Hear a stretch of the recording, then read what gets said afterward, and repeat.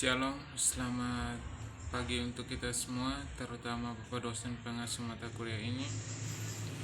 Pada kesempatan kali ini saya akan membahas isi buku yang berjudul Ilmu Sosial dan Kebijakan Keamanan Nasional. Sebelum saya membahas lebih dalam isi buku ini, seperti biasanya, perkenalkan, nama lengkap saya Yohanes Malo, jurusan Sosiologi kelas B reguler sore semester 7. Saya langsung saja. Revolusi Kemitraan Ilmu Sosial dan Kebijakan Keamanan Nasional. Banyak komentator kontemporer telah mengamati bahwa ada kesenjangan yang secara akurat dapat digambarkan sebagai kerenggangan antara ilmuwan sosial, akademik, dan pembuat kebijakan, terutama mereka yang bertanggung jawab atas kebijakan keamanan nasional. Memang beberapa ulama telah menegaskan bahwa kesenjangan antara kedua dunia semakin lebar. Akibatnya, ada seruan agar ilmuwan sosial lebih terlibat dengan komunitas kebijakan dengan melakukan penelitian aplikasi praktis yang lebih besar. Pidato kepresidenan Robert Purnama tahun 2002 kepada Amerika Political Science Association yang mendesak para ilmuwan politik untuk memiliki kehadiran publik yang lebih besar hanyalah salah satu contoh dari seruan tersebut. Masalah mengenai perpecahan akademis atau kebijakan ini tentu saja merupakan bagian dari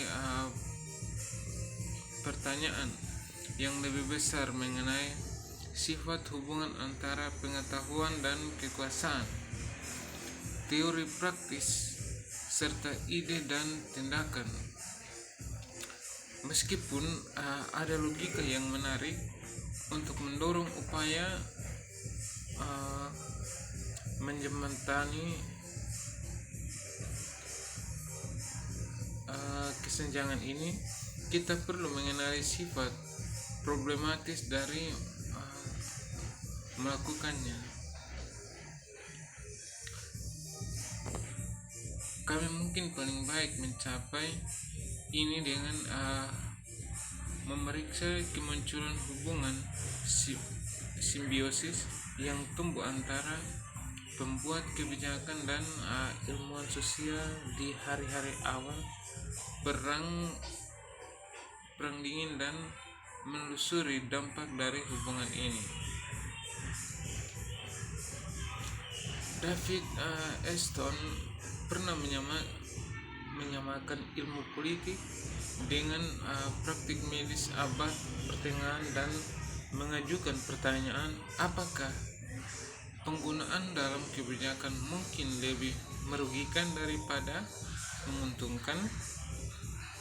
Kedua kerangka kerja tersebut, seperti akan kita lihat, dapat diimplikasikan dalam strategi yang digunakan Amerika Serikat dalam penuntutan perang di Vietnam. Pada saat yang sama, bahwa kisah penggabungan teori pencegahan dan modernisasi ke dalam kebijakan memberikan peringatan kepada para pembuat kebijakan. Itu harus menjadi pengingat yang serius bagi para sarjana tentang batas-batas teori mereka dan potensi bahwa terhadap disiplin mengabaikan yang lebih tua. pendekatan dan terminologi untuk kepentingan inovasi ilmiah. Paul Nisse mengamankan kritik serupa ketika ia mencatat bahwa sebagian besar dari apa yang telah ditulis di bawah judul ilmu politik sejak Perang Dunia Kedua telah bertentangan dengan pengalaman dan akal sehat. Ini juga memiliki nilai yang terbatas jika tidak kontraproduktif sebagai panduan untuk pelaksanaan kebijakan yang sebenarnya.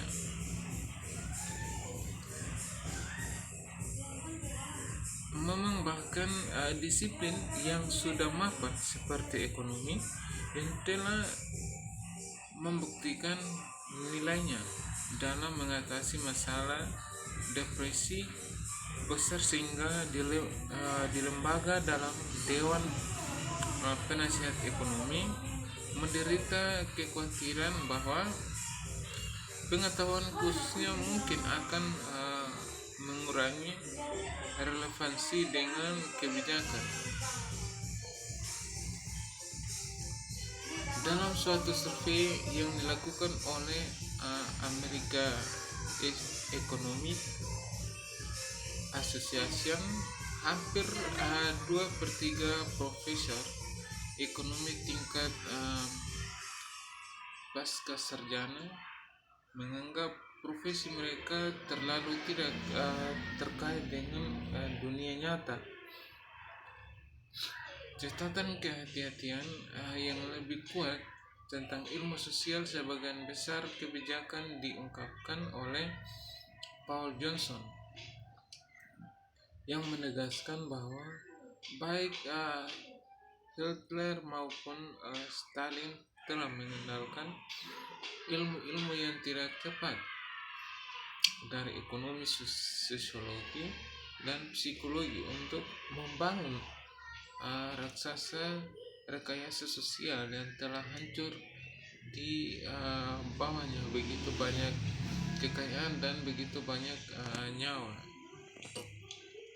Namun terlepas dari keraguan tentang nilai ilmu sosial untuk kebijakan, mereka memainkan peran konseptual yang penting yang bentuk peran selama tahap awal Perang Dingin. Ilmuwan sosial bertugas dalam sejumlah kapasitas selama perang. Beberapa seperti Tucker Carlson berpartisipasi melalui keanggotaan dalam organisasi universitas seperti Komite Moral Nasional dan Pertahanan Amerika, Harvard. Psikologi dalam sisa-sisa dari beberapa pekerjaan mereka selama Perang Dunia I membantu mengembangkan alat yang akan meningkatkan pemilihan dan pelatihan tentara. Alat penelitian baru seperti survei opini publik dikembangkan dan bidang baru seperti psikologi sosial muncul. Inovasi penelitian ini terekam dalam studi klasik Samuel Shepard, The American Soldier pada tahun 1949. Dia telah mencatat bahwa dalam Perang Dunia I penekanannya pada studi bakat, sedangkan pada Perang Dunia II studi adalah pada sikap prajurit.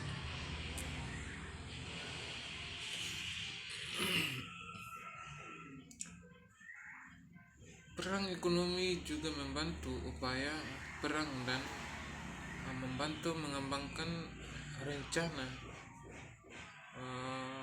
penjatahan dan aspek lain dari pengaturan ekonomi masa perang.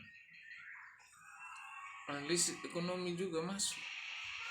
bagi mereka di bidang baru keputusan militer, karena dengan penerapan kekuatan udara diperlukan analisis tentang bagaimana menggunakannya untuk melumpuhkan ekonomi musuh.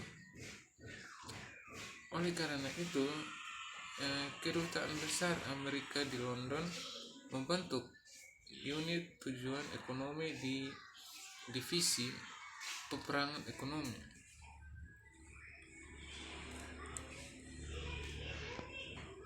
Will Lorstow, seorang sejarawan ekonomi yang perannya dalam mempengaruhi kebijakan akan dibahas nanti, menjabat sebagai anggota unit itu, dan dia mengabarkan pekerjaan mereka sebagai